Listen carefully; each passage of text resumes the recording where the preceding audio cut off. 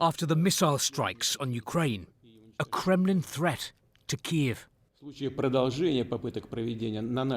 If any more attempts are made to carry out terrorist attacks on our territory, Russia's response will be harsh and will be equal to the threat posed to the Russian Federation. Nobody should have any doubts about that. The Kremlin has no doubts that it was Ukrainian special services that did this. To the bridge between Russia and annexed Crimea. Russia's response, the bombardment of Ukraine. The missile strikes were from land, air and sea. Russian state TV saw them as a turning point. We've gone on the attack now, on all fronts, she says. The UN Secretary-General accused Moscow of an unacceptable escalation. But if you think the Kremlin cares, think again. Vladimir Putin will not be distracted by international criticism of these Russian attacks.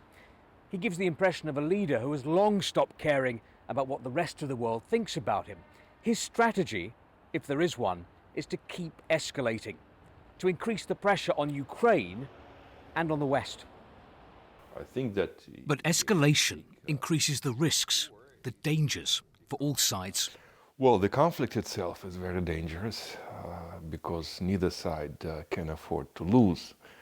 And that means that the risks of escalations are always there. And of course, at least in theory, that implies that under certain set of circumstances, this escalation could go as high as a nuclear war. And what about the Russian public? Surveys show that escalation is sparking growing anxiety. People here were worried by the missile strikes on Ukraine and the attack on the Crimean bridge. They shouldn't have blown up the bridge, Nikolai says. It was a big mistake. I don't support shelling civilian targets, but we had to respond. Now, though, I worry about things escalating. It's very bad for Ukrainians, of course. It's war, and I'm really sorry about them. And I don't know what to say. It's awful. The Kremlin feels no public pressure to change course. For now, that gives President Putin a free hand to act however he wants. And that means continued confrontation.